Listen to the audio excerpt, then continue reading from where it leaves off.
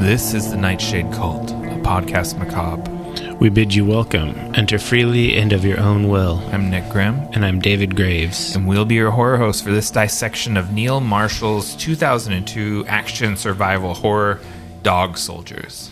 Good evening. So I thought I'd seen this movie, but I had only seen like the middle of this movie. I think maybe, you know how we used to do, like, we'd rent movies with our homies at the Hollywood Video, and sometimes we end up started watching super late, or someone would rent a movie and everyone's going to go over there, but you don't necessarily get there on time or something like that. Yeah, you just show up halfway through. Yeah, so I feel like once they get to the cabin in this movie, I was like, this I remember. I have seen this part of this movie, but the beginning and the end of the movie were like still a mystery to me.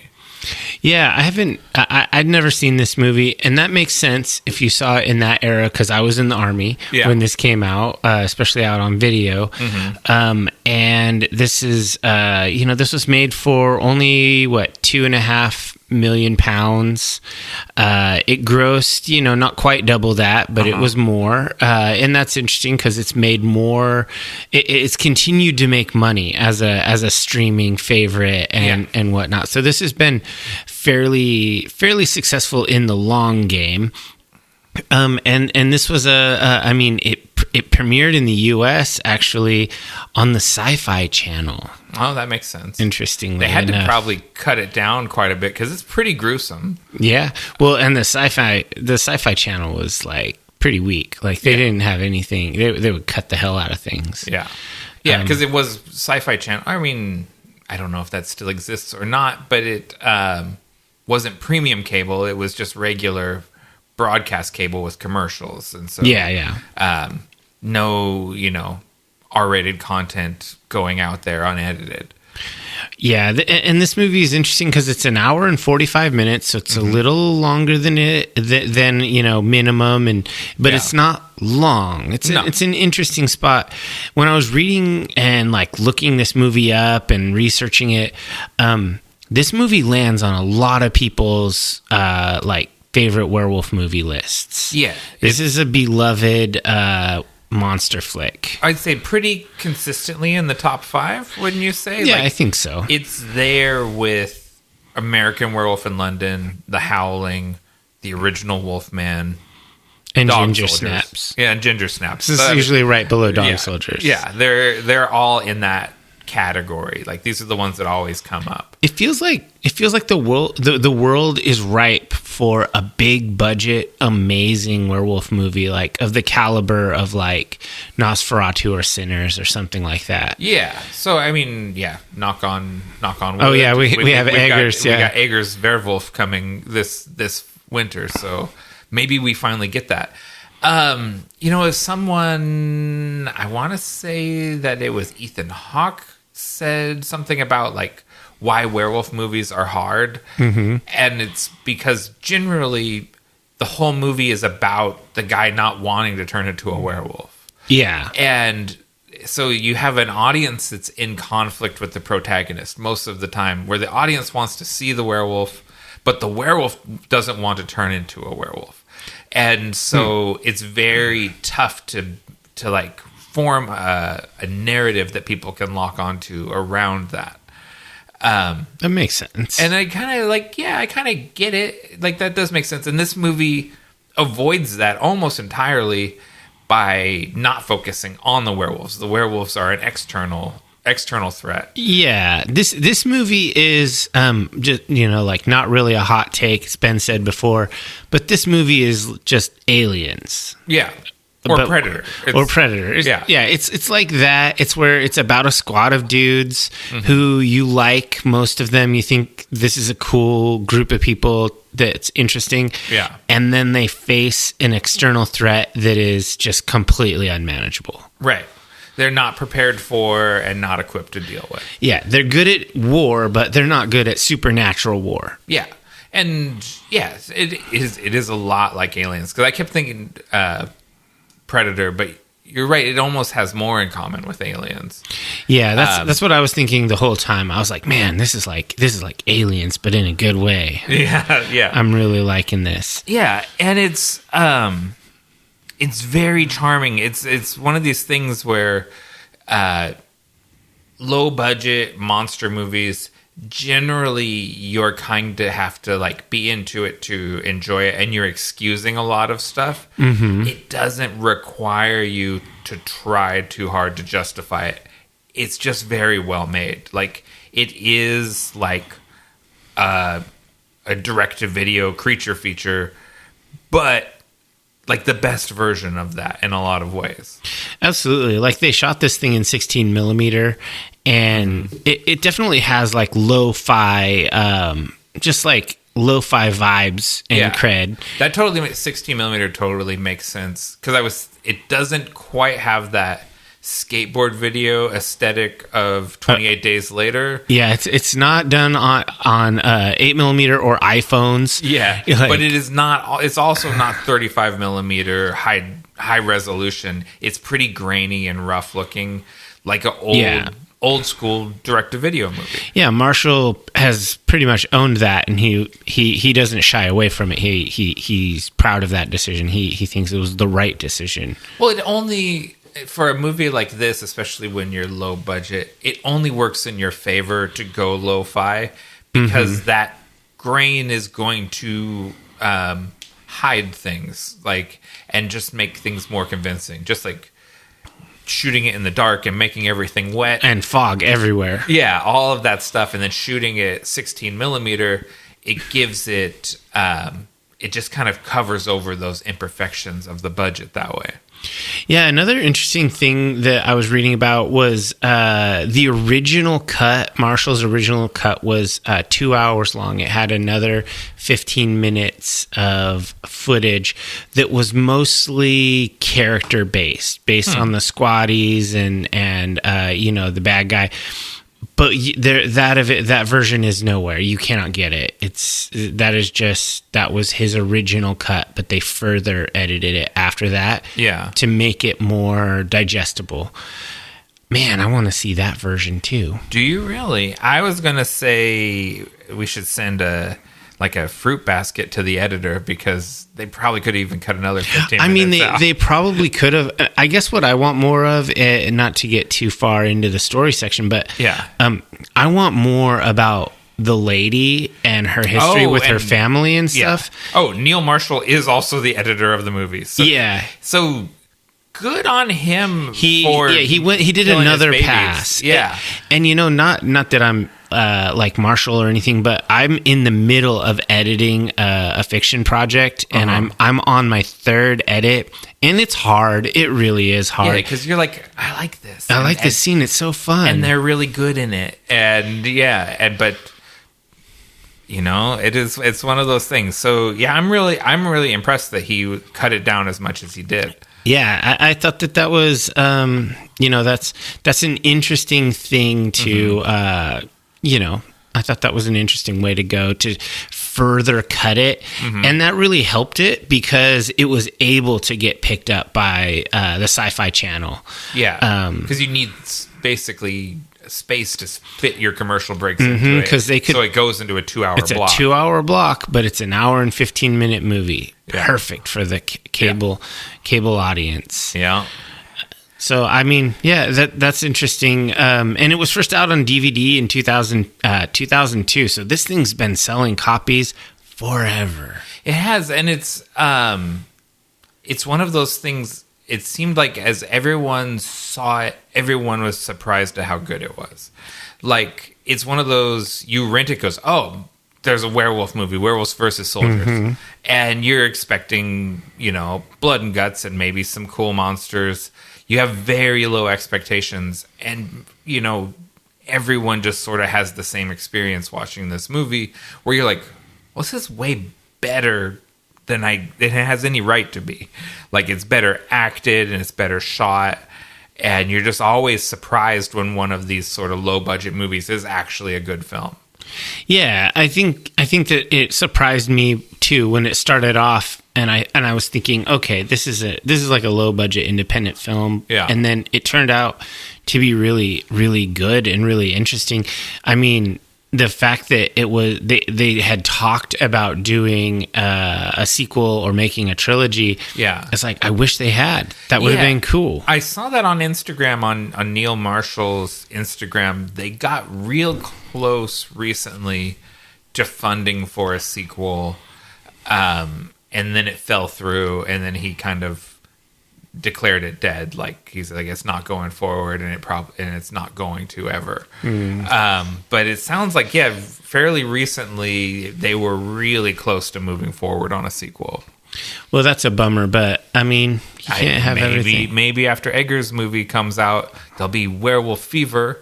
And he's a proven werewolf wrangler. Yeah, and they'll be like, all right, give this guy another £1 million and see what he can do. Need to be more than £1 million. Yeah. Yeah, it would, to do it justice. Why don't we roll the music and we'll begin.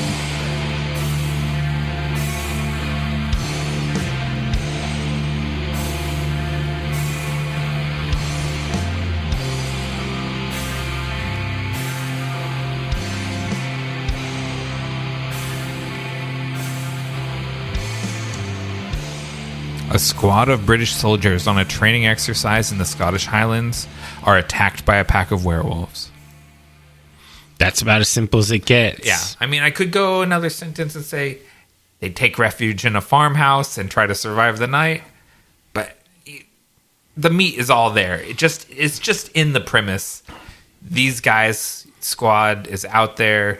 They think they're on a training exercise, and they get bushwhacked by a pack of werewolves, and that's it. So I like how this movie converts. So it's firmly a horror movie. It's actually more of a thriller. Yeah. If I were to really pigeonhole it. Yeah. But I like how it starts as a it's almost like a slasher thriller with our prologue with the campers. Yeah, and then in the woods with the soldiers, and then at some point it converts to a monster in the house. Yeah. And I really like that because it does both of them really well. Mm-hmm. Do you think it could do without the prologue?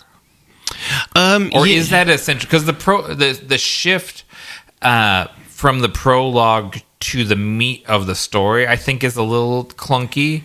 But the prologue sets up the silver letter opener that ends up being crucial later, and also that this is a thing that happens in this area periodically. So I think this movie.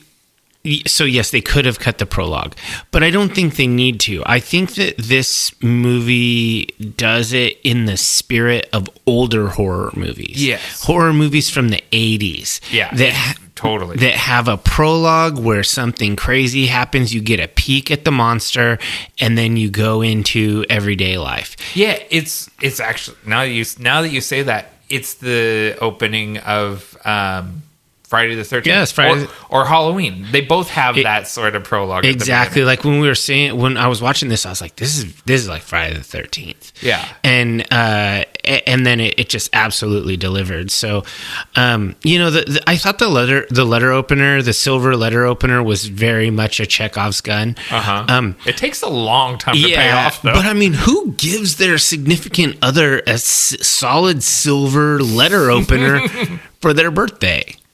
Or, wow, that doesn't make sense. A very good girlfriend. Yeah. At that point, just give a silver knife if you think you're fighting werewolves in the future. Right?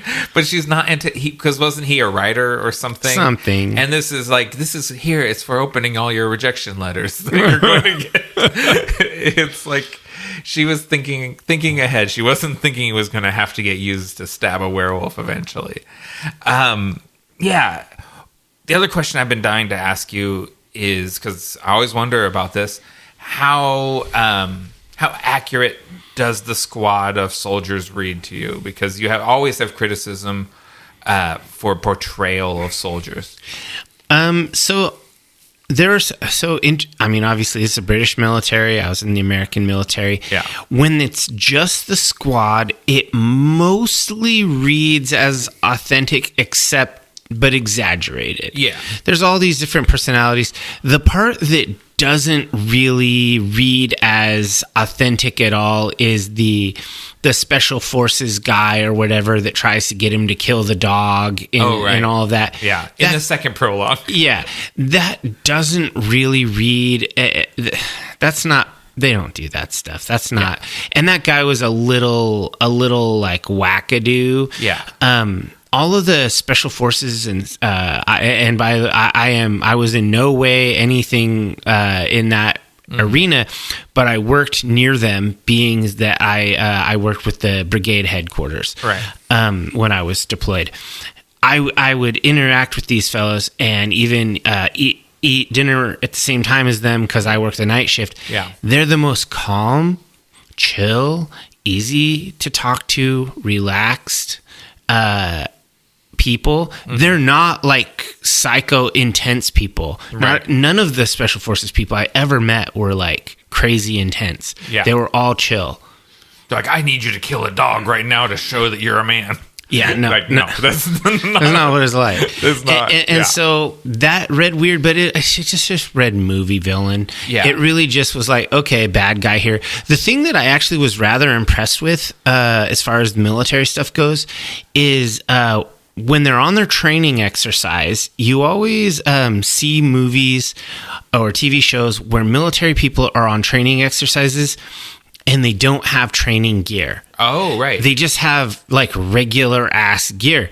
These guys had they had the Miles gear. If you don't know what that is, like they had these like halo things on their helmets. There's like a strapping thing, and then a similar thing that kind of looks almost like overall straps over their shoulders and chest. Right. And on the tips of their rifles, they have these things that's like a metal box with a little screw-in thing. Like a yellow cap. Yeah, it's called a Miles adapter. Okay. So you can, and it does cap the barrel, so you can shoot blanks, and it keeps the pressure in and ejects the cartridge and whatnot. Oh, okay. But it still gives you recoil, and it activates the Miles laser sensor, and you literally shoot the laser at the other people wearing the Miles halos and harnesses, and it's laser tag for Army.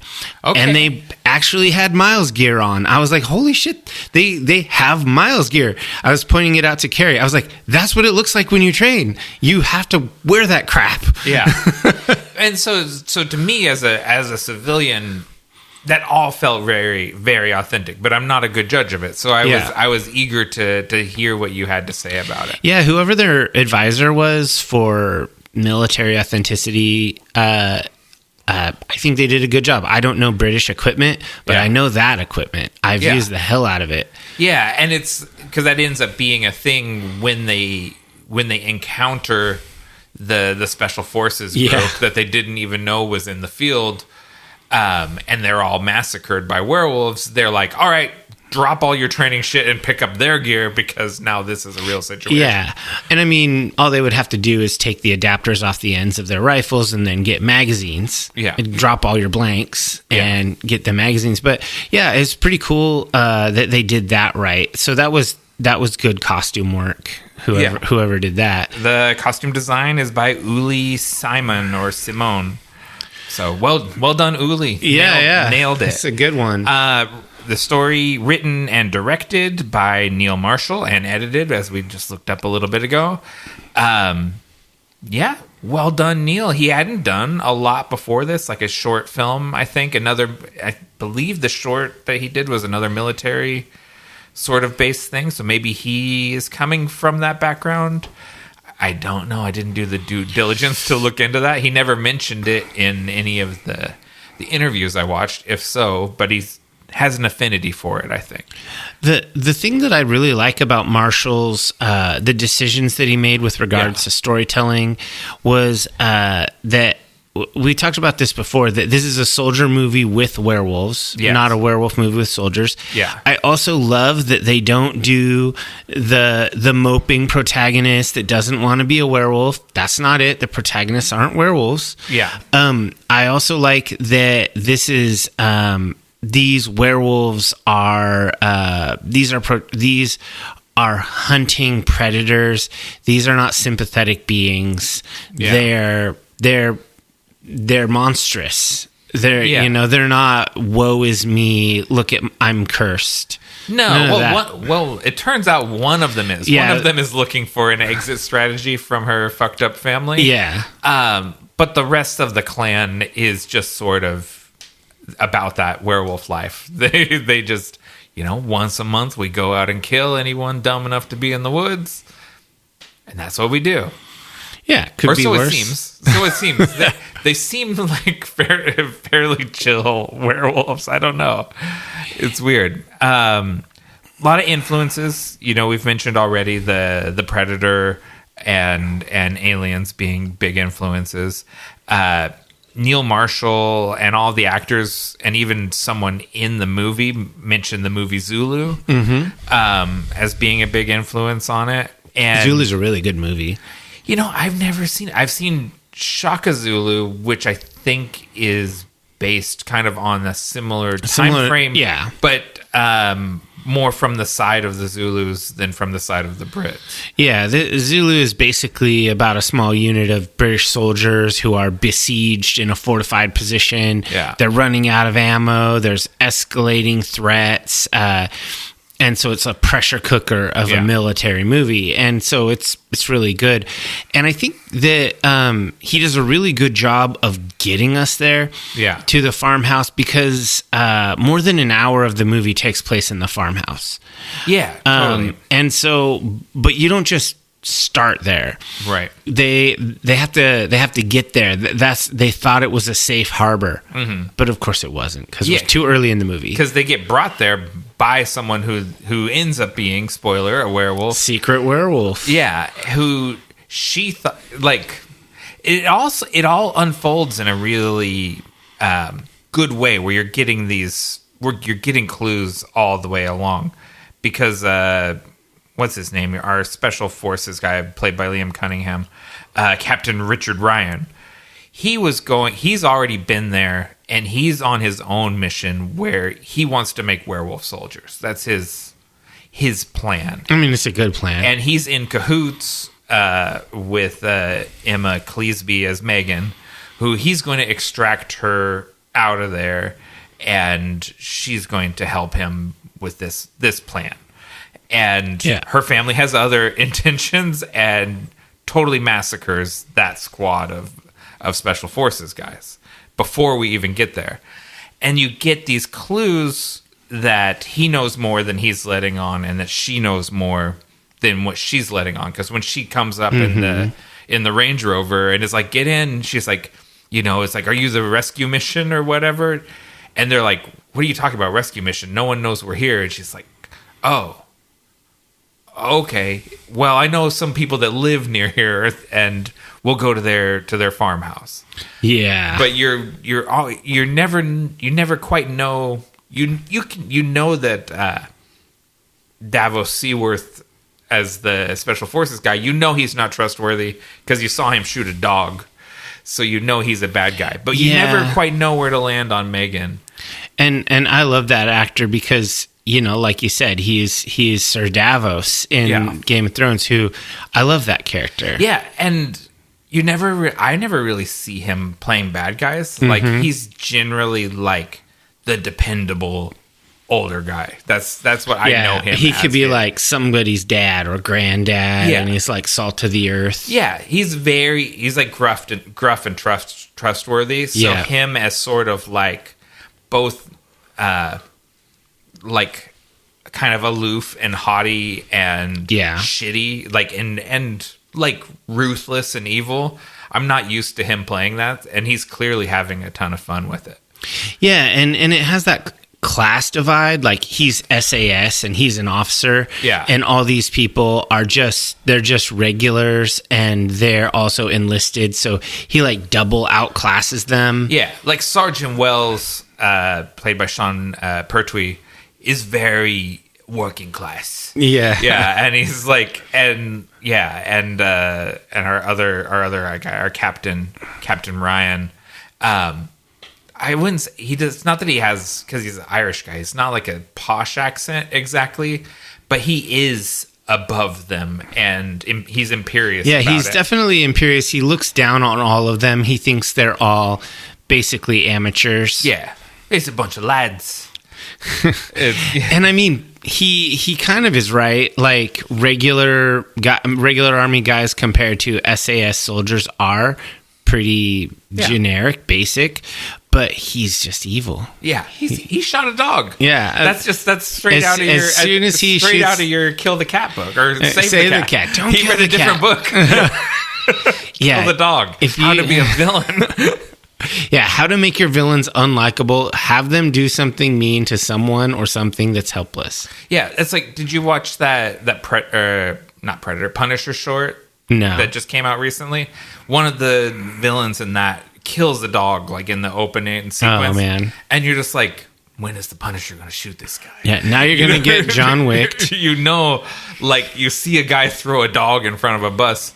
The Punisher will kill you by the end of this movie. Yeah. That's not something you come back from. Yeah, kill the dog. That's our new screenwriting book for villains. Yeah, how to write bad guys. Yeah. This is a well crafted script, and the way that he implements it, I think, is extremely expertly. Yeah, the other big stylistic influence is Sam Raimi and the Evil Dead movies. Mm-hmm. It's very like the house is like the Evil Dead cabin, and a lot of the camera movements in the woods, like the way the camera is POV to the werewolves stalking through the woods. That's totally Evil Dead. I mean, that's also Friday the 13th. Oh, that's true too. Yeah, which that's all contemporary to each other. Yeah, sure. They're all doing that at the same time. Stylistically very cool, and that leads us probably right into the visuals. For sure. Cinematography by Sam McCurdy. I'll just run through these. Production design by Simon Bowles. Costume design we mentioned already, Uli Simon. Visual effects by Bob Keane, and the werewolf design by Dave Bonnewell. Well done all. Like, low budget movie, shoestring, everyone killing it to the best of their abilities. Yeah, Sam McCurdy's cinematography, really good. And he goes on to have a very successful career. He does a ton of cinematography work on the entire Game of Thrones franchise. Game of Thrones, House of the Dragon, etc. Yeah, that makes sense. And that's so because they shoot mostly like in the Belfast area. Mm-hmm. That show is so like such a driver of like the British film industry. Like, everyone works on those shows, and Vikings, and like the way it's sort of set up. That keeps that industry running up there. Yeah, it's like the crews and stuff were all British, but this movie was actually shot in Luxembourg. Yeah, because of tax incentives. They went there rather than shoot it in Scotland. It actually works, given those tax breaks. Gets production companies to show up. Oh, I know. This movie was very close to filming in Canada, too, like Manitoba. Yeah. For the same reasons, and Luxembourg came through with the better deal, I think. It all works. I believed it as the Scottish Highlands. Yeah, it was good. They did enough of sort of like, flyovers of the actual Highlands that you can put those shots in there, and then you go to your squatties in the woods, and it all reads as the same place to you. Yeah, it's like shades of The Shining, how they trick you. I thought that too, like when it's like a shot kind of this lake, and there's a little island in the lake. Mm-hmm. Like, that's The Shining. Yeah, it's this guy likes The Shining. Yeah, who doesn't? Yeah, and that's everyone is showing out. I saw quite a few interviews with, or probably one interview cut up into little pieces with Sam McCurdy, and him and Neil Marshall. They're homies. They're both Geordies. They're from Newcastle. That's where my people are from. Yeah, same as Venom. Newcastle Brown. And they kind of brainstormed all of this stuff just like down the pub, like quaffing pints and like, I want to do a werewolf movie or a soldier movie with werewolves. And he's like, well, I would shoot it like this. And they just hashed this all out over many nights in the pub. That's really funny because I have a buddy, my buddy Alistair is from Southern England. He's Southampton, and he does nothing but make fun of Geordies if you bring them up, or Newcastle, because they are two Southern English people. They are considered rubes. Yeah. So in the UK, in America, we had a show called The Jersey Shore. Yes. That is sort of like these sort of I forgive the slur, Guidos is what they called themselves. And it's sort of like working class yabos for America. Yeah. In the UK, they had the Geordie Shore. That was that was their equivalent of the show. And it was like the same thing. They just are a bunch of jack-offs. Same for same. These are the same people. Except they're not Italian. They're British. But they're still spray tan and still yabos. Ugh. Well, I mean, I really liked the cinematography in this movie, and so I'm glad that he was there from the very beginning and pitching those ideas, because the movie's simple, and what really elevates it is the way that it's shot. Yeah. It's all in the execution. Yeah. This is a very. It's like if somebody can make you a really good margarita pizza. Yeah, they're a good pizza maker. Oh, totally. That is It's always like when we're trying a new place. That is the thing. It's like, well, this sounds really good. It's like, try the margarita. That's the thing that you have to be able to do. Yeah, if they can't do that, well, they can't make pizza. Yeah, then everything is like, oh yeah, it's covered in pulled pork or whatever the thing is that covers up the shitty pizza otherwise. But the margarita, there's nowhere to hide. Yeah, and that's this movie. This movie is it's a simple plot, and it's done extremely well. Yeah, and so the visual effects, werewolf design by Dave Bonnywell and visual effects by Bob Keane. They're very cool looking werewolves. Like, oh yeah. And it is, Marshall talked about how he liked the werewolves in the Howling, but you don't see much of them. Yeah. And so he wanted that style of like a big, tall, thin, they look fast. Yeah. He didn't want to hire, like yoked out bodybuilder guys to play the werewolves. He hired dancers. Yeah. So they would have like lithe, like graceful movements, which if you watch a wolf, they're very graceful. They're not bears. Yeah, wolves are not bears. Hot take. That's the episode title. Yeah. Wolves are lean, mean, pack hunters. Yeah, they're very fast. They're like fencers, in out. You know? Oh, totally. Yes. And so he hired dancers to play this, and Bonnywell's design, executed by Keane, like just so well done. And like I saw a bunch of pictures of the wolf faces. They look like, there's not like the sewer werewolves from Underworld, which I'm never really happy with what those werewolves look like. Mm-hmm. These look like wolf faces, like they have proper wolf faces. Yeah, I think I think they did a lot with a little, as far as money goes, and I think the reason it came off really well is a combination of, like I said, it was shot really well. Mm-hmm. They disguised it really well with water and mist and lighting and all of that. But the other thing, and I think probably is the critical piece, they didn't try to do any transformations. Yeah. It's just, you see it how it is. The FX people get to build a end result werewolf, and it doesn't have to change. Right. And that's way easier. Yeah, and Marshall cited specifically the Carry On Screaming, which real quick, the Carry On series is a series of British comedy films, and each one is kind of set in a different genre or setting. And Carry On Screaming is basically in the Hammer horror genre, and it has Dr. Jekyll, Mr. Hyde, and it would be like he drops down behind a table and he comes back up and he's Mr. Hyde. Yeah. And so they do that version of the transformation because we see spoiler again, Captain Ryan and Sergeant Wells both get bit and survive, and so they turn. You see Sergeant Ryan or Captain Ryan goes down behind the table, pops back up with claws and like the Bill Bixby Incredible Hulk contact lenses in his eyes. I really love the contact lenses. Yeah, and then goes back down behind the table again, and then the next time you see him, he's a full-blown werewolf. Mm-hmm. So you get kind of one midpoint, and then, he's the werewolf, because they just didn't have the budget to do the transformation.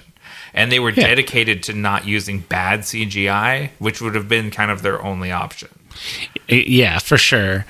This is so like Bonniwell designed them, and then you had Bob Keane doing this stuff. Yeah, he has quite a resume too. Yes, he's worked on a lot of movies. Hellraiser, Return of the Jedi, Nightbreed, Jim Henson Creature Shop was most of his team. Yeah, so he did this. You probably saw the same interviews as me. He'd never done a proper werewolf movie, so he was like, yes, I want to do this. It was like Elfman doing the Besson's Dracula. Yeah, he was like, who knows if I get another shot at this? I want to do werewolves. Heck yeah, you want to do werewolves? Yeah, he's like, I'm a monster guy. I make monsters. Yeah, he's probably like Rick Baker super fan. He wants to do that. He's like the next generation on. Like the guys that saw American Werewolf and The Howling and were like, this is what I want to do with my life. Yeah, exactly. Yeah, Rick Baker is looking at Jack Pierce doing The Wolfman and thinking that. Yeah.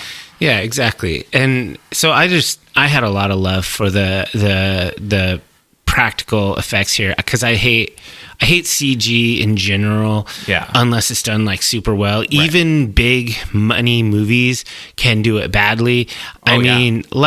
Like the wolves in Del Toro's Frankenstein. I didn't love those wolves. Yeah, I hated the gargoyles in Besson's Dracula. So, like, those are big money movies. Well, not Dracula. Well, compared to this. Okay, that's true, yes. So, just give me this. Give me talented people doing practical effects. Yeah, and I don't know if you watched the behind-the-scenes videos, but those guys in the werewolf suits are basically the way the foot stilt thing works. Mm-hmm. Standing like on point, like a ballet dancer in that foot thing.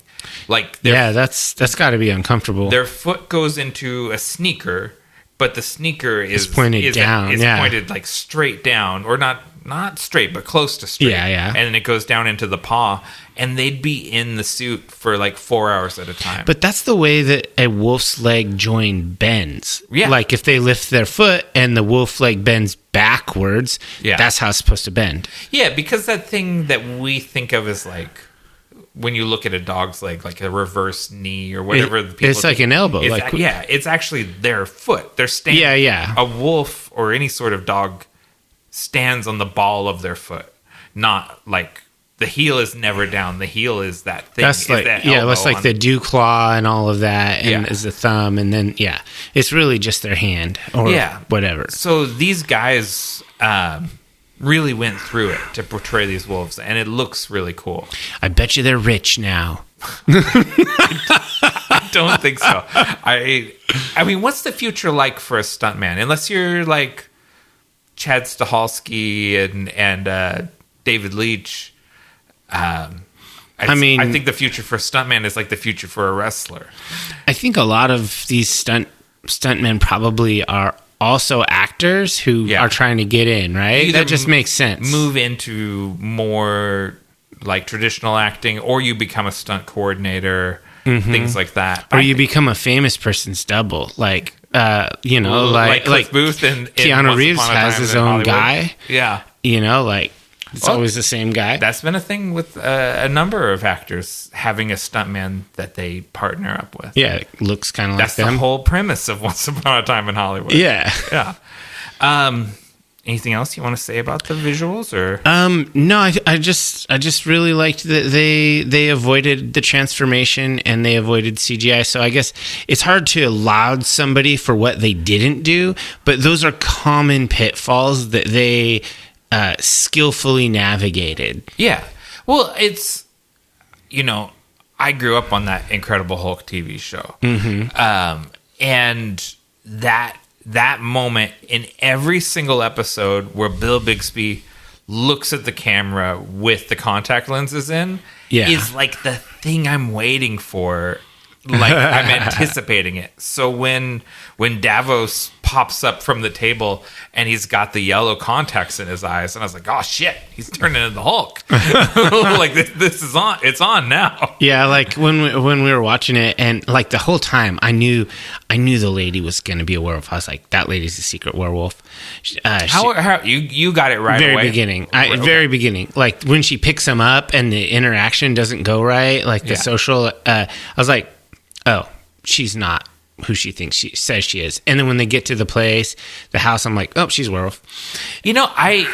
Good job on you, because I totally bought her as zoologist that's here studying werewolves, and she knows more than she's letting on. Like that she was in cahoots with Captain Ryan was obvious from the start. Yeah, just because the way they interacted with each other, you could tell that they knew each other.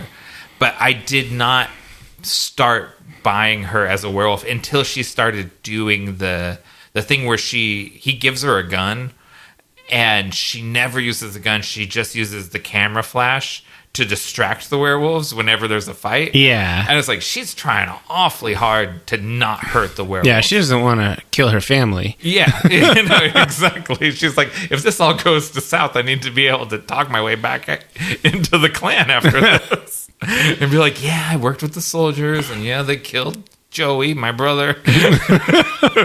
But... I was trapped. I didn't have a choice. What am I supposed to do? I couldn't wolf out.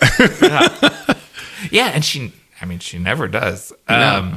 So next up, audio score by Mark Thomas, supervising sound editor is Paul Conway.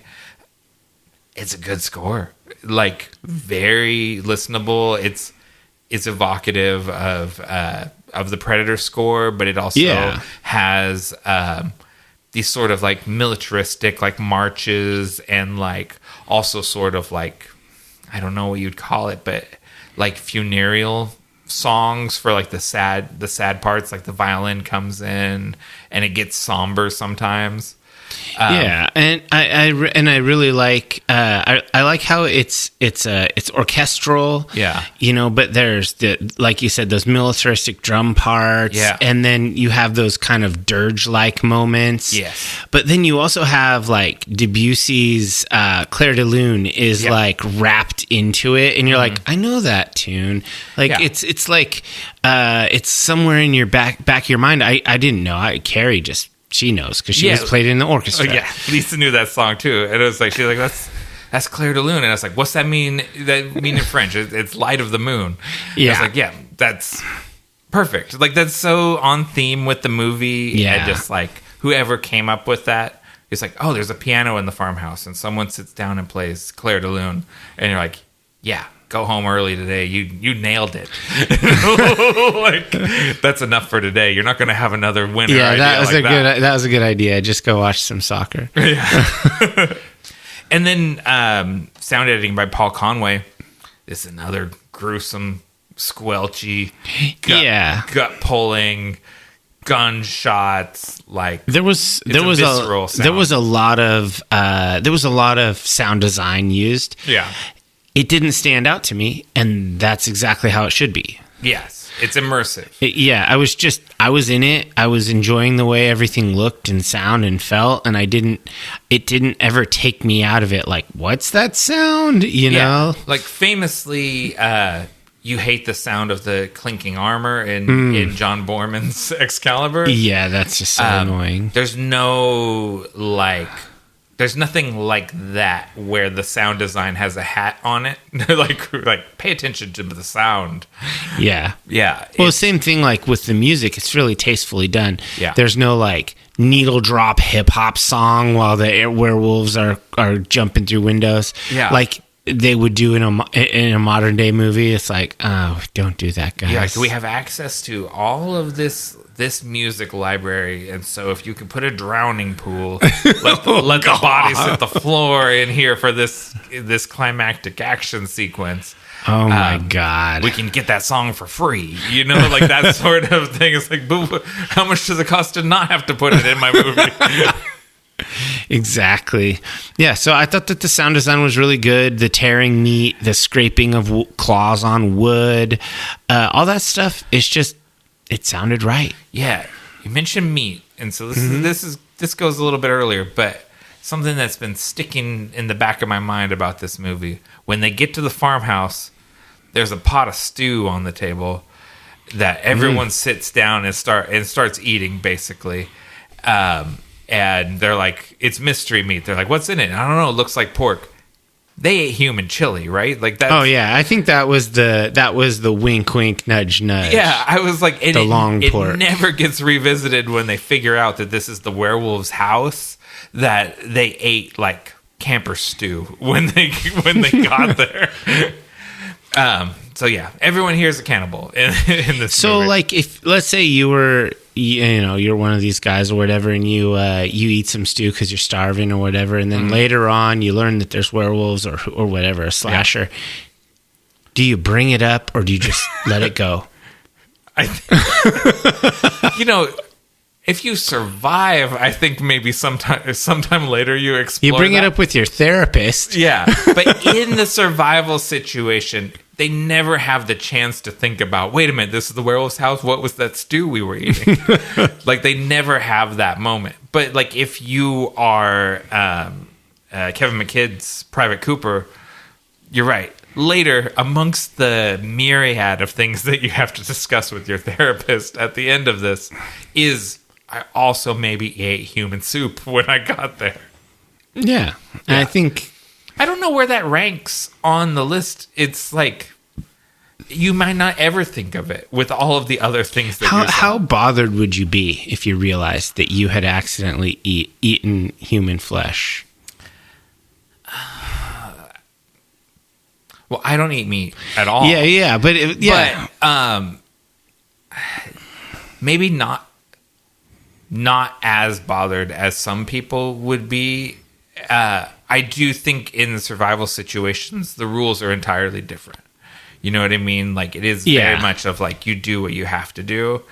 And none of them knew it. None of them were like, hold on, before you eat. Oh, yeah. It's not like that movie where they crash the plane in the movies and they just start actually cannibalizing people. Cannibalizing people that they know, like other members of their soccer team. It's not like that. It's just some camper stew. It's a person you never met. And you didn't know it at the time, and a lot of shit was going on. It could have been Dinty Moore canned stew. You don't know. I don't think so.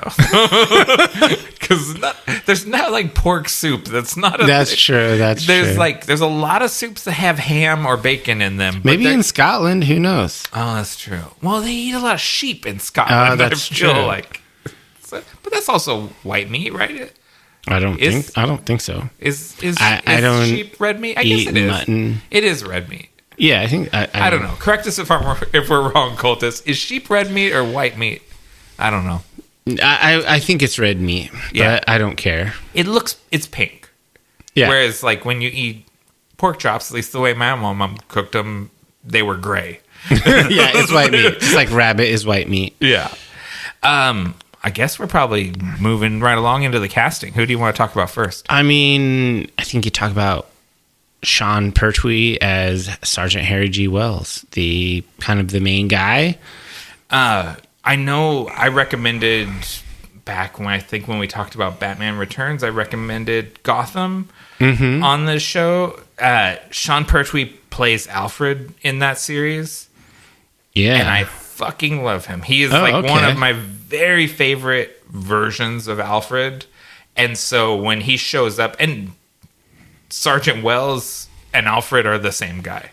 Like, Okay. they're essentially the same guy, and I like him playing this guy. Like, I watched many seasons of that TV show of him playing this guy, and he's excellent at it. Yeah, this guy, he's the son of the third Doctor in Doctor Who. His dad, John Pertwee. Fascinating. Nepo baby. Should never have been in Hollywood. Yeah, no, he's done a lot of British productions. Yeah. And that's why he's top billed. He's the closest thing to a name actor in this movie. But he's great. And it's like he's acting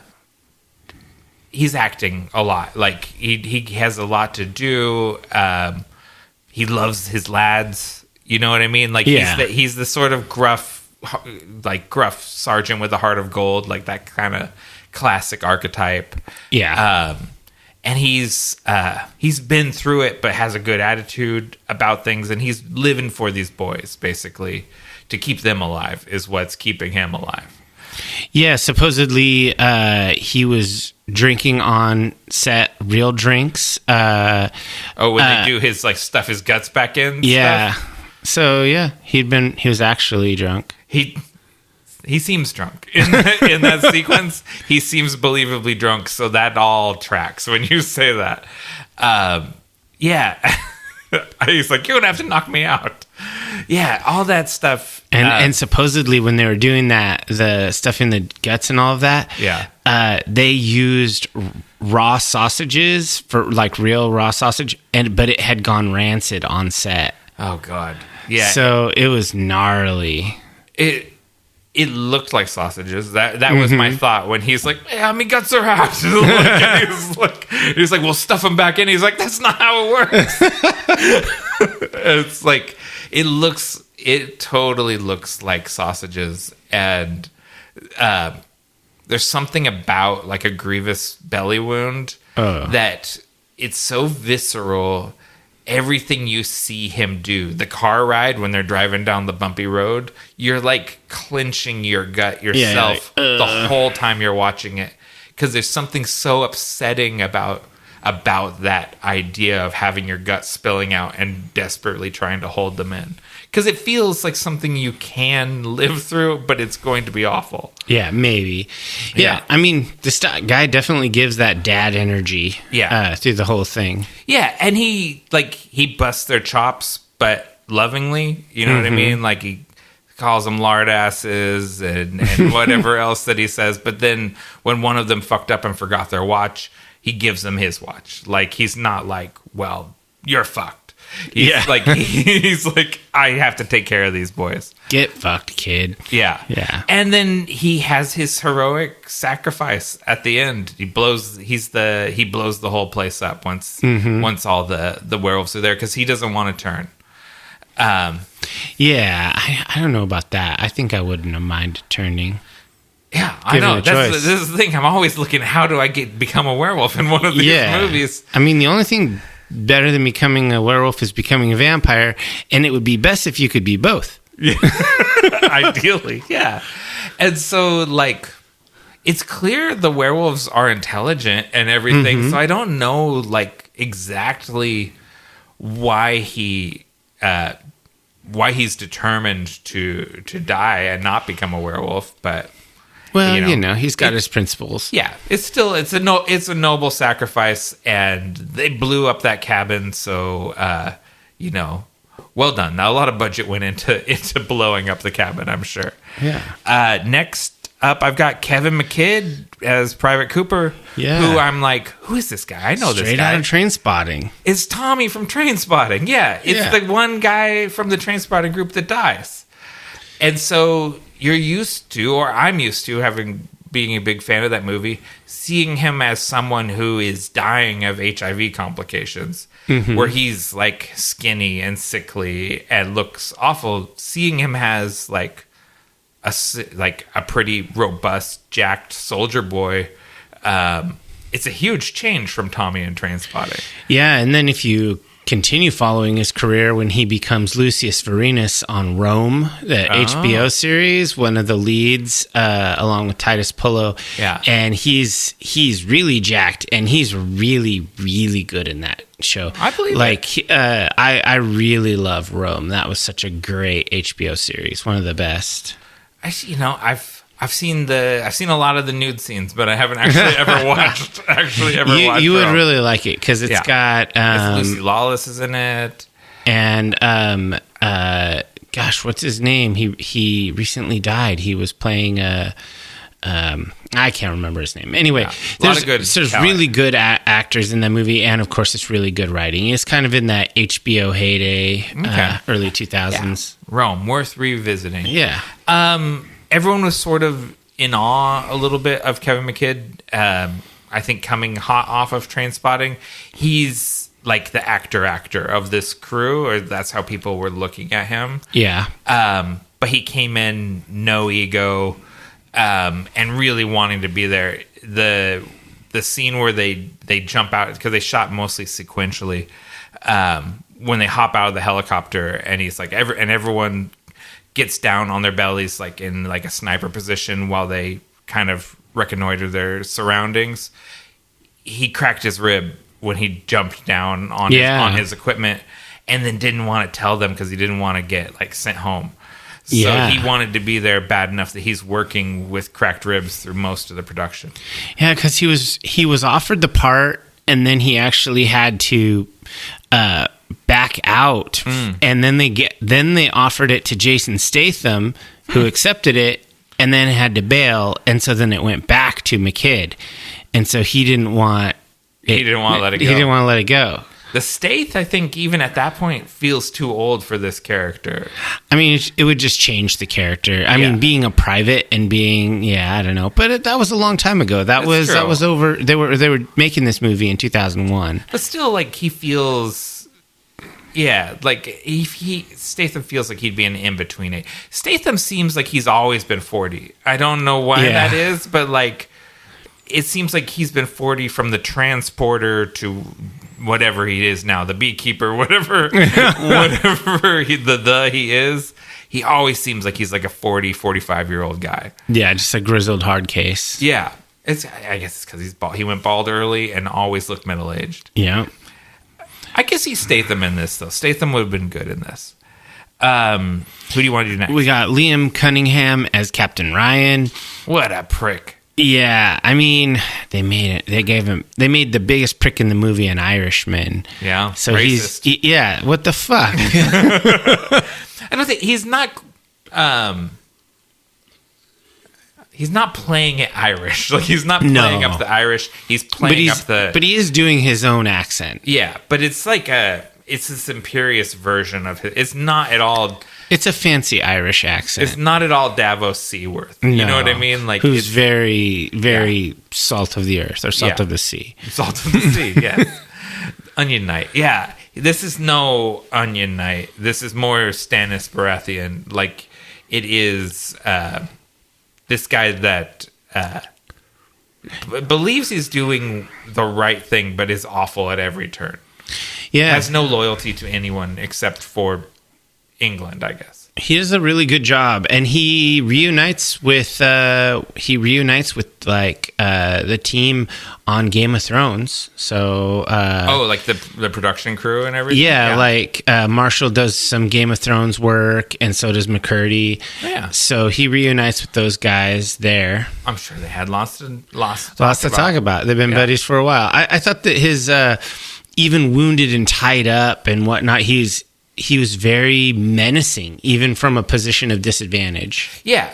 He's tied up in a chair and always feels like somewhat in control of the situation. Yeah. And, I mean, you and me, like, people who have seen a horror movie before, you understand he is becoming a werewolf. Like, that is clear to you the whole time. To the guys in the movie who don't believe in werewolves. Yeah. Idiots. Yeah. What is going on is not apparent to them. And it takes them a long time to sort of accept what they're seeing. And he plays that all brilliantly. And I'm sure it's not him in the werewolf suit, but he does get our cool Bill Bixby moment too, where he gets to pop up with the contacts. Yeah, they've got this dancer hiding down there, and then he dips, switch. and the guy jumps up. Yeah. So yeah, I was not expecting him to be the bad guy of the movie the way he was. When I saw that he was in it, I was like, oh, I love that guy. And then he's not part of the squad. He's like the antagonist. And I was like, oh no, he's awful. He killed the dog. Yeah, I hated that. Yeah, but he is a very good bad guy. Yeah, for sure. Well done. So I guess the other only like name actor, we have several other people that we have the names of, but the next top build is Emma Cleesby as Megan, our werewolf trader slash.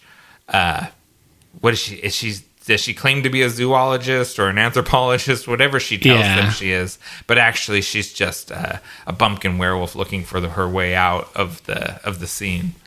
Yeah, it was the third act reveal that she's one of them or whatever. I thought it was fun. I thought this character was really good, and the acting was excellent. I thought that she did a really good job. Yeah. But I knew immediately that this was a werewolf. Good job on you. You're a trained storyteller. I'm just you know what to look for. Paranoid guy. Yeah, I did not, until she wasn't shooting the werewolves. Like, he gives her a gun and then she doesn't shoot anybody with it. I was thinking that I was totally buying her as person who came here to study werewolves. Yeah, and she hasn't been in a ton of movies as a big name, but she's been in a lot of movies. Yeah, like a lot of credits. Yeah, she's got a full-on career going. She everyone was talking about feeling bad for her because she came in to the production like a week or two after all the guys, and they had all squatted up and become very tight with each other, and it was there was kind of no room for her. She was the odd one out, and she had a hard time kind of like breaking in with them, who they're all being serious actors, and like, no, my character doesn't trust you. And so she was sort of froze out, and so it comes through like no one really, except for Cooper, no one is really engaging with her at all, and it all comes through on film, like what they were doing, but it's not a fun experience. Yeah, absolutely. It came through that she was an outsider, for sure. And then we got the rest of our guys, the other privates. Darren Morfitt as Spoon, Private Phil Witherspoon. Chris Robson as Private Joe Kirkley. Leslie Simpson as Private Terry Milburn. And Thomas Lockyer as Corporal Bruce Campbell. Which is, of course, Evil Dead, a Bruce Campbell reference. Bruce Campbell. Like, there's lots of these things, just like Harry G. Wells is the sergeant. There's a lot of nods to sort of genre stuff going on. Do you have a favorite member of the team? I mean, overall, yeah. I mean, the guys, like not our kind of three actor guys, but of the rest of the privates. Spoon for sure. Spoon, yeah. Is Spoon the soccer guy, or is Spoon the little bit of a hard ass one who's enjoying the? He is. Let me see. I'm looking at my notes here. Which is the one that's always talking about the England versus Germany game. England versus Germany. I'm trying to remember. I mix them up. That's the thing. They're so like ingrained. They don't stand out a lot on their own. So yeah, it's like they're you kind of take them as a group of guys. Yeah. I don't. Okay. A Spoon has a nickname that we can remember. I do like that. And there were a couple scenes of his that I particularly enjoyed. He's the one that hotwires the car, right? No, that's let's see. That's yeah, I don't know. Yeah, we're blowing it Cultists. We Yeah, Nick, stop asking for details. I should have had better notes. If you had a favorite one, I like the one that's always talking about soccer. I actually found that all the soccer talk all the time to be annoyingly realistic. Yeah. Like when I was in the Army, there was a guy in my squad who I won't even say his name because he's an asshole. But he's always talking about talking about football. Yeah. Like his team. He was always talking about the 49ers and blah, blah, blah, blah, blah. And da-da-da-da-da. And I'm just like, bro, no one fucking cares. And he's like, yeah, but you should. It's the biggest sport in America. And he starts rattling off statistics about various shit. And I'm just like, so yeah, that was extremely realistic. Yeah, that one. There's guy. always people who just are so into their professional sports. I love when they get there to the cabin and like the first thing he asks the Megan is, do you know what the score to the game was? Yeah. Like we're in a life or death situation. People have been impaled on trees and like had their guts pulled out. And he's like, I just need to know that England beat Germany in this game. That's all I care about in the whole world.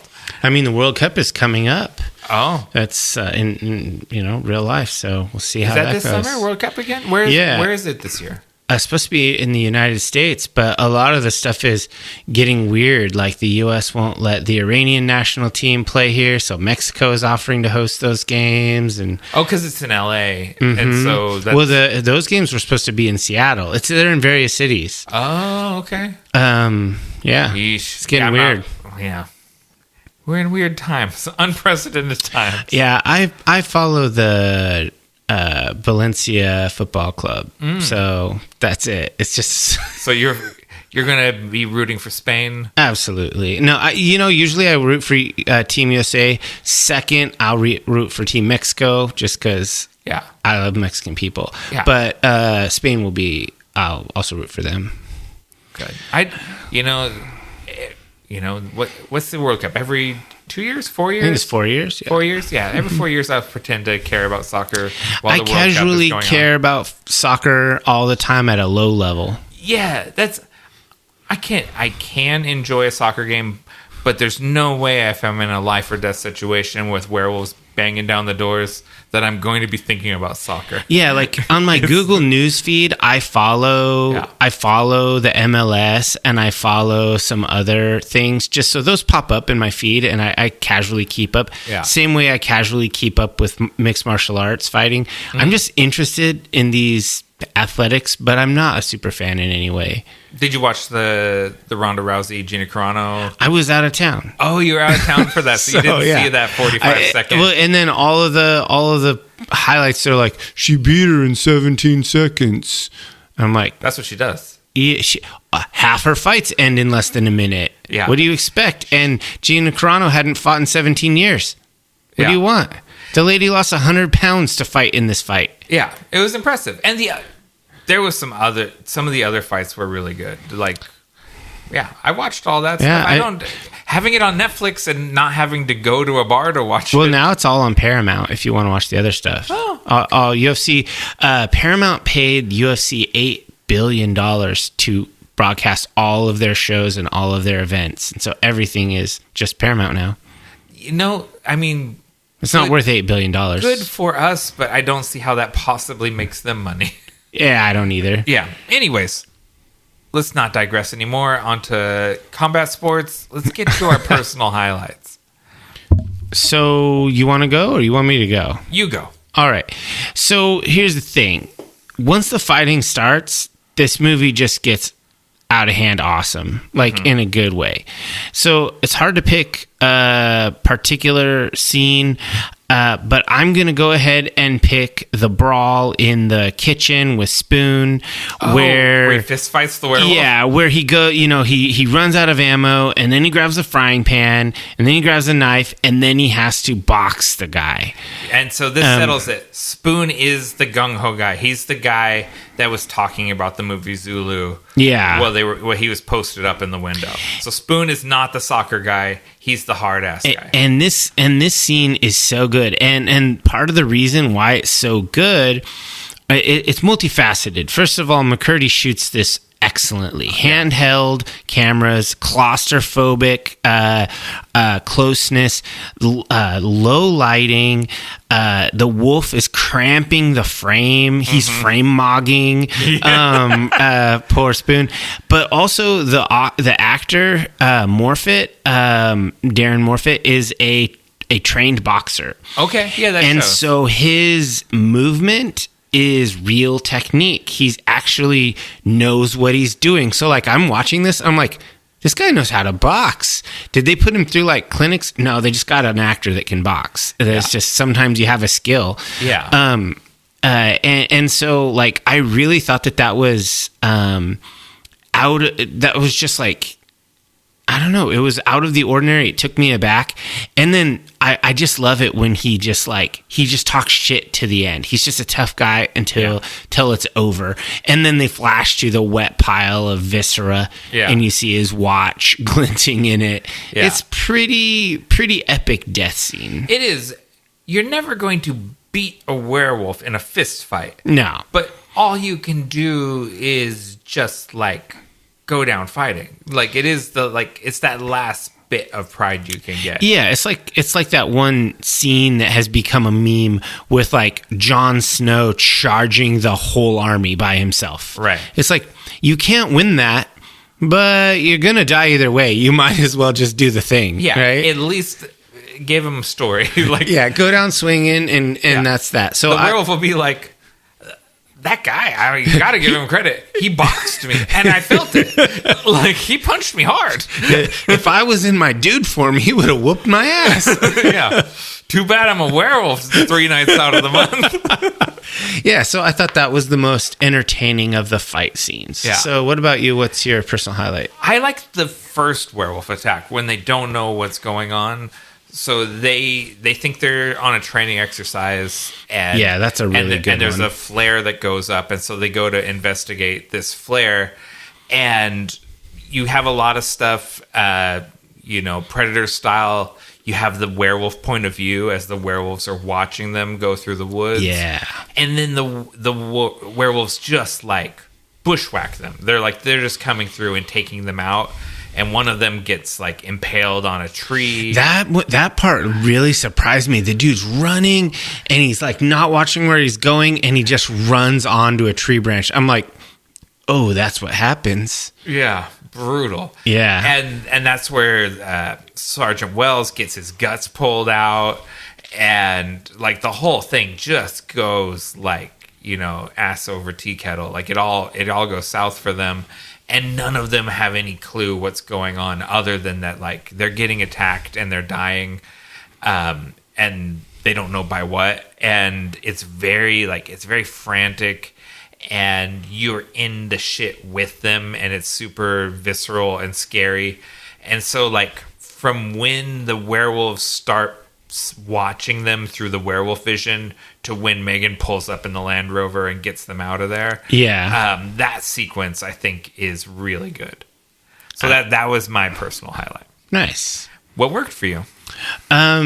So first of all, the character work. I think that the writing made these characters interesting for the most part. The main characters, the PCs, the non-NPCs. Yeah. They were really, really good. I think the practical werewolf designs, some of my favorite werewolves are in this movie. I really, really like these werewolves. This is like the Werewolf of the Apocalypse werewolf. Yeah. Like it is what we kind of have come to think of as our classic werewolf. Yeah, I really like these werewolves. They look amazing. Also, I think the structure of the screenplay of the script, it's so the old quote about like great authors steal or whatever. He stole a lot to make this, and I think that's fine because there's only a certain number of stories, and as long as you're doing it really well, that's fine. because we get the amazing small unit intensity of aliens. You get the locked in a house under siege of Night of the Living Dead. You get the doomed last stand of Zulu. Yeah. And it's all werewolf, and it's like they just take these amazing ideas and they execute them flawlessly. Yeah. And that's really great. And also, I wrote down a bunch of some really good quotes. Like, I hope I give you the shits, you fucking wimp. And of course, there is no spoon, which is a Matrix reference. Yeah. So there's just so many. It's a very quotable movie. And the overall take on the werewolf. Not a curse. This is not a sad boy werewolf movie. Yeah. I'm a little tired of that. So I'm glad. And also, I think the pacing was good. I think at 105 minutes, it didn't sag. I didn't feel any moments where I was like, skip. I wasn't pulling out my phone. So it was a well-paced movie. So what worked for you? The movie, it's always great when a low budget horror movie punches above its weight. Yeah. You know what I mean? And this movie is it's better than it has any right to be. Like, if you're saying what this is, you are not expecting it to be as good as it is. The ensemble cast is great. You know, you have Pertwee, Cunningham, and McKidd, who we know and love. But then also, like you said, like your guy Spoon, like Megan, everyone is operating at a high level, and it is just a great ensemble piece. And the werewolves, you know, Dave Bonnewell's design and Bob McKean's effects, the werewolves are just really well done. Like, it is. There is a lot of movies with way more money behind them that have less good-looking werewolves than this low-budget movie has. These are werewolves, like people will be referencing, like they go there in that upper echelon with movies that had a lot more money behind them. So just like the wolves look great. What didn't work for you? It's funny because it was perfectly demonstrated when you were asking me questions about which guy was which. The squaddies blend together. Yeah, it just becomes a mess of guys. It's just sort of, there's the soccer guy, the hardcore guy, and two other guys. Right. The two guys we don't remember at all. And even then you forget which is the soccer guy and which is the hardcore guy. Like, they blurred together basically beyond Pertwee, McKidd, and Morfitt. You don't really remember who's who. Yeah. It wasn't until you mentioned the boxing thing that I could pull Spoon's face up in my head. Yeah. There were some moments that get a little logic fuzzy in here, like the how do soldiers miss the fact that a 7-foot werewolf is in the back seat? Oh, in the car when he gets in the car? How's that possible? Yeah. You couldn't. There's some of the geography parts of the siege that get a little wonky. The logic is a little weird, but whatever. I can forgive all that. I mean, I think we have to assume because it's their house, they just know it really well, and they don't want to bust the doors down, like because you're always sort of like, why don't they just fucking rip the doors off the hinges and go in there and kill these guys? Because it's their house. They'll have to fix it. And they want to preserve the house a little bit. Yeah. But you're right. You have to make these sort of logical leaps yourself to make sense of it. Yeah, another one is Megan's character. A lot of her backstory was in that 15 minutes that he cut, the additional 15 minutes. Okay. So we lose a lot of her backstory, and so her reveal is way less powerful. Yeah. She doesn't feel as fully developed. The idea that she could be a possible, plausible romantic interest character maybe is entirely off, and it doesn't make sense. Yeah, because there's a little bit of like spark between them her and Yeah. Cooper a little bit. A Yeah. little bit. And then, of course, the last thing is the boys will be boys kind of rhythm. I'm missing the football match. And there's a little bit, it's a little cliche. Okay. Whatever. It just sort of, when I was, it rings true, but also it's like you devoted a lot of screen time to that. Yeah. And I don't know if that was needed. Okay. So what about you? What didn't work? I think it's probably about 15 minutes longer than I want it to be.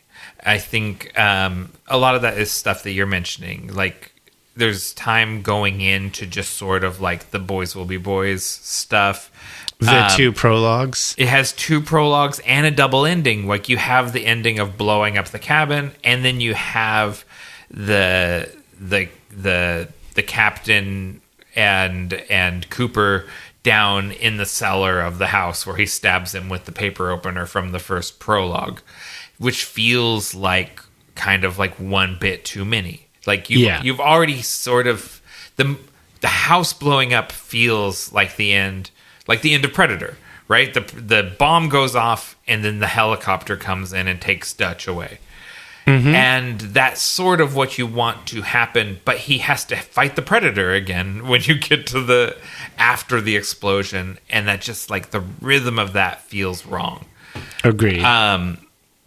It's still kind of a cool scene. Like there's just a bit too much of it, and that stuff needed to come out to have this movie feeling a little leaner and meaner.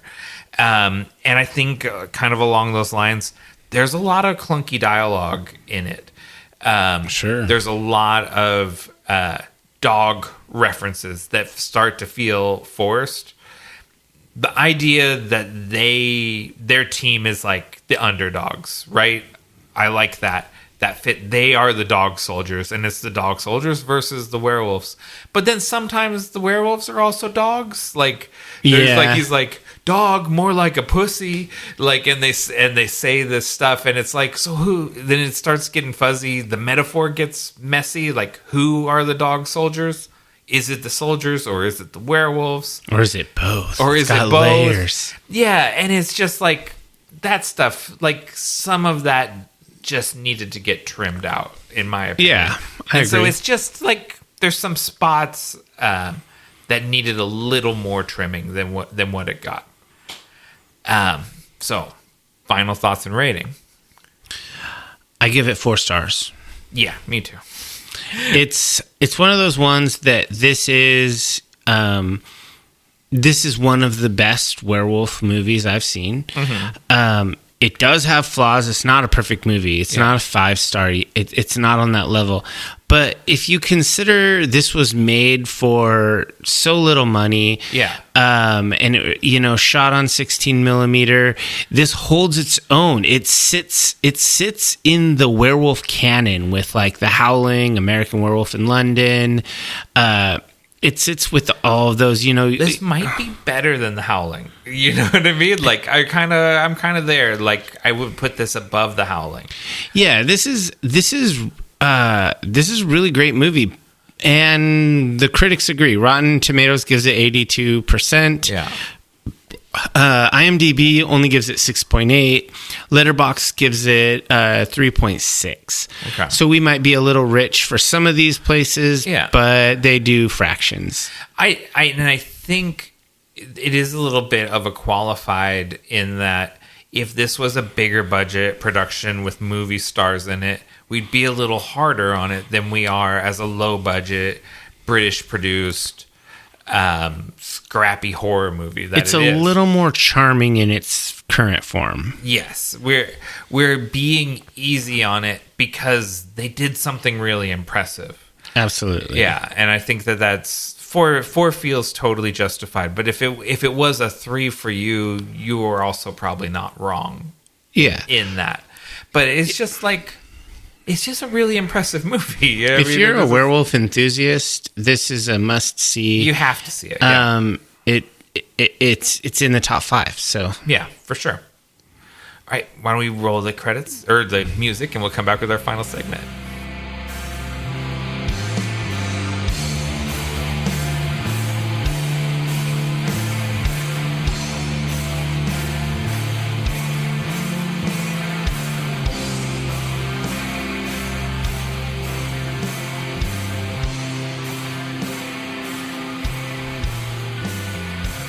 Before we delve into the Vault of Darkness, we ask that all initiates of the cult follow us on your favorite social media platforms at Nightshade Cult.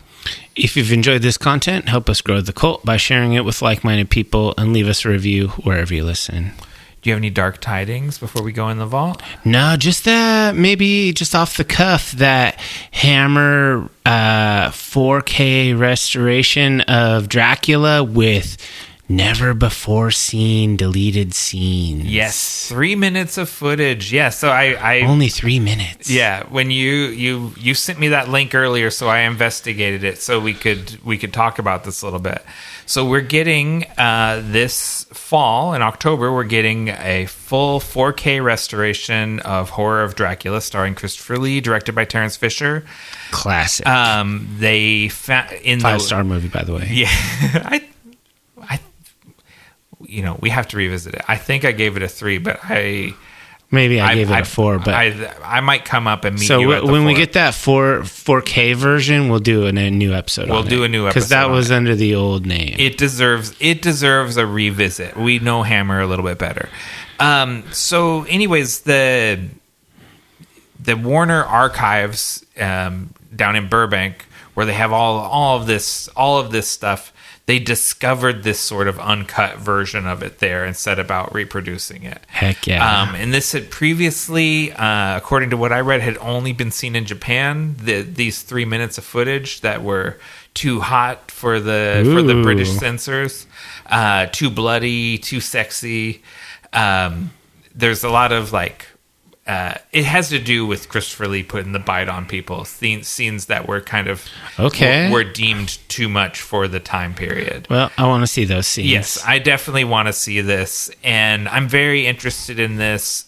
Since Warner Archive has had control of the sort of Hammer library, I think they're turning up a lot of this stuff, and I'm interested in seeing these movies restored to their full glory and Fisher's full intent. So that's going to be out in cinemas in time for Halloween, and then a physical release will follow, and that's still TBD when that is going to happen. But yeah, this is exciting. This is exciting stuff to get to see this footage that's been in the vault for since 1958. I mean, there's going to be like tens of people that are stoked for this. A lot of people love these.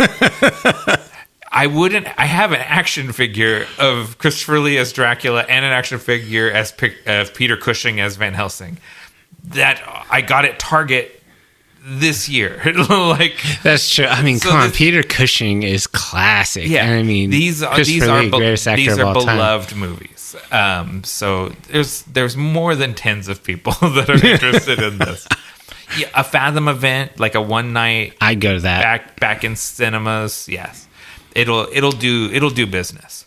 All right, let's roll our dice and see what we're pulling out of the vault. All right, 6, and I got a 16. So I'll go first. I mentioned this last episode. I've been delving into some werewolf literature, and I want to talk a little bit about Wagner the Werewolf. Oh yeah.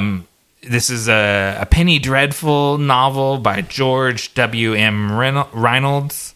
It was first serialized between 1846 and 1847. So, very current and timely to right now. It was not at all what I expected. It is not... I don't know. Have you read Varney the Vampire? No, I haven't actually. It's on my list. You've just sort of researched it in theory, but you haven't got it. Yeah. So there's much talk about what Penny Dreadfuls are. So it's always sort of hyped up, they're kind of like low class entertainment, yes. Gruesome, sexy, blood soaked. It's not really any of those things by our current standards in any sort of way. There is some violence in it. There is a lot of talk of heaving bosoms and things like that, but there's no explicit sex at all. It's just sort of implied. And it's really just sort of like a gothic soap opera. Okay. You know what I mean? It's much more like Dark Shadows than it is like Dog Soldiers. Okay. And it's about this guy, Ferdinand Wagner, who's like an octogenarian living in the woods of the Black Forest in Germany, and all of his family is dead, save for his granddaughter who has disappeared mysteriously. And so he's got really no reason to live and no way of providing for himself either, because he's an old man in a cabin in the woods. And lo and behold, Faust, of the devil. Yeah. No, the guy that made a devil's bargain. Okay. Yeah. So Faust shows up at his house and makes him an offer he can't refuse, which is, be my servant for 18 months, and I'll give you eternal youth, unlimited wealth. You'll get to travel the world and see things that you've never would have an opportunity to see. And the one condition is you will, I think he says, like, torment the race of man or something like that for all of your days, or something like that. And so the guy takes the deal. Like, he has, his one question is like, do I get to keep my soul? And Faust is like, yeah, I don't want your soul. I just want your service for 18 months. And then you have this power to do with as you please for the rest of your unnaturally long life. 18 months. I was deployed for 18 months. I could do that. And he has the time of his life with Faust, essentially. Like, they go all over the world. They go, and this is in the 1500s. So a German peasant is not going to go to China and to North America and to the Arctic, and he goes into the Amazon. Like, he goes all over the world. He learns all of these languages and is like a handsome, young, rich man doing all of these things. But on the last night of every month, he turns into a werewolf and runs wild. And the werewolf, I mean, the funny thing is he's like plagued by the kind of like the not knowing what happens while he's the wolf. The wolf actually never attacks anyone. The wolf just runs wild and people get harmed in the chaos. But the wolf never bites anyone. It never attacks anyone. It just runs wild, and people will like freak out and fall down and bash their skulls in. But the wolf actually doesn't do any direct harm at any point in the book.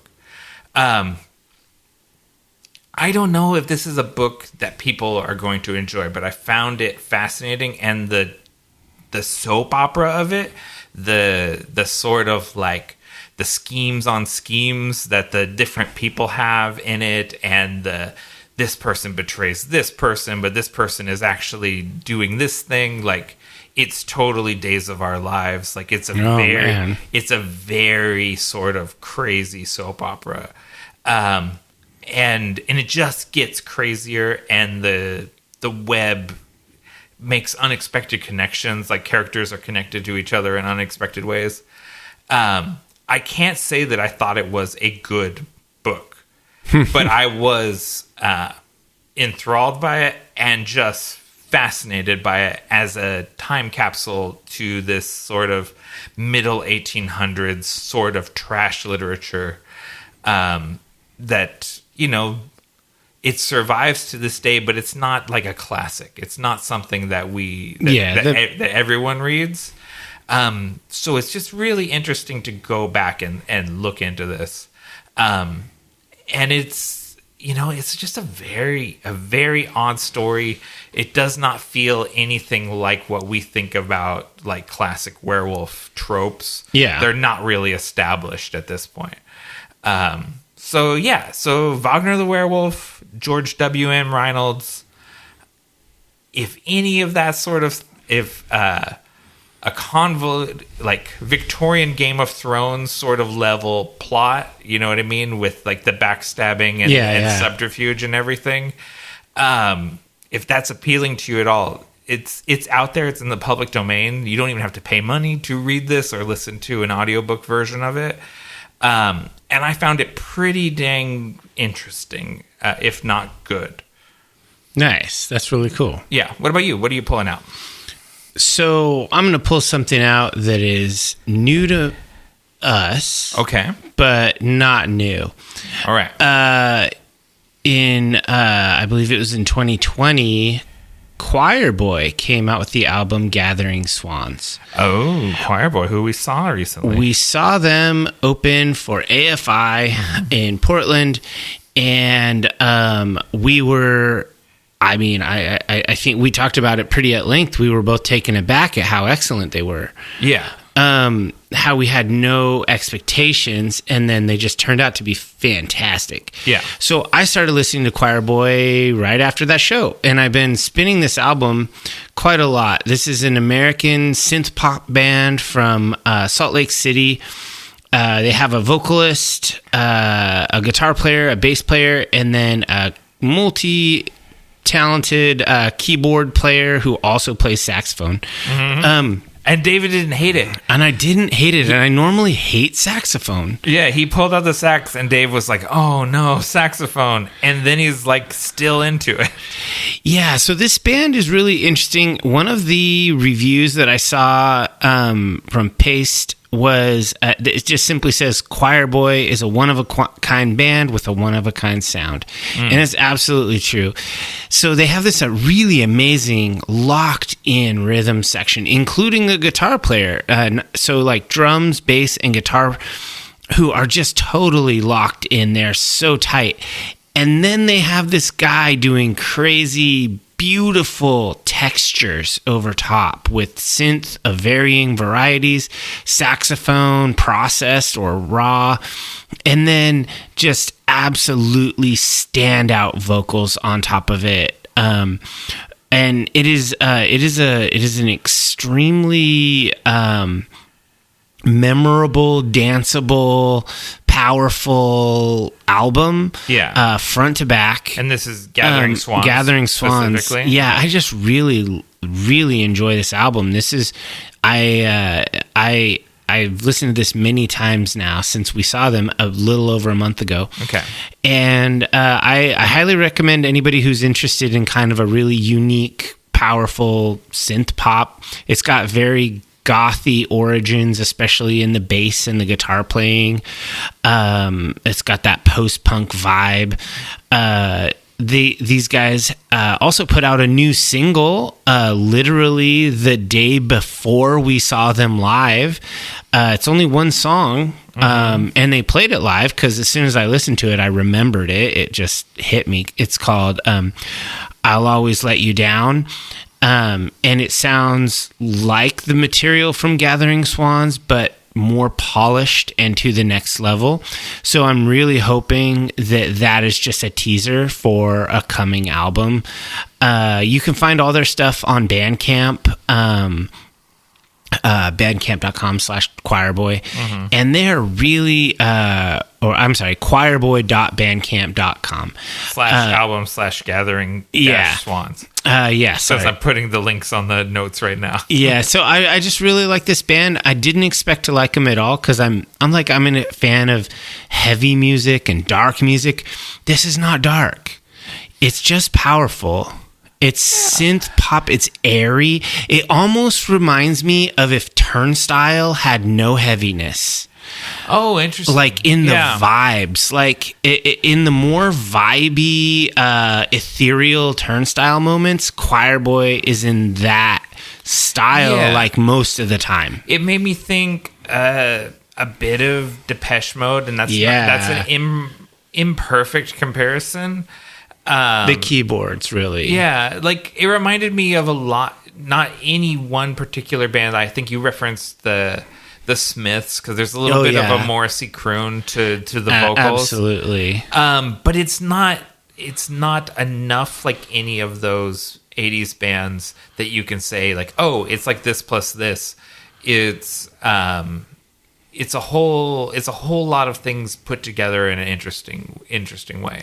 And I thought they were live just very captivating. Like you said, I had no real expectations for them. I maybe had listened to a song, but I hadn't really like considered it. You know what I mean? Yeah. Like you go, oh, these guys are playing, and you're like, oh, that's fine. And then you move on to the next thing. but I hadn't really listened to it till we were watching them, and they were really impressive. Yeah, there aren't a lot of bands that I see live that I've never heard of that I then immediately go and download their music and whatnot. And this is one of them. Like I went to their Bandcamp page immediately when they were playing, just so it was open on the browser on my phone for later. And then later I was like, oh, I need to get this. I only have one criticism. Their merch is terrible. Like, there was nothing I would wear. Because the current aesthetic is like notebook doodles. Yeah. Like, you know what I mean? Like, that is the sort of the look of a lot of the coolest bands right now. All of their shit looks like the stuff that your buddy that can draw drew during class in middle school. Yeah, it's not my vibe, the stuff, but I really like the music, so I'll keep listening, and if they put out something cool, I'll buy it. And there was definitely, like, we're the old guys that don't know what's up. There was definitely a lot of people at that show that knew them and were into them. Yeah, their fans were at the show for sure. Yeah. We were the people that have liked AFI for 25 years. Right. And not the Choir Boy fans. Yes. Who are like, oh, Choir Boy's opening for AFI, that dinosaur band. Yeah, those old guys, the guy with the bad mustache. Right. No, the mustache is good. It is. Mustaches give you power. It's the Rat King tail. The Rat Tail King. I don't know what you call it. It's a whole nest of rat tails. Oh, yeah. That's terrible. We'd like to thank you for joining the Nightshade Cult. Until we meet again, we're wishing you unpleasant dreams.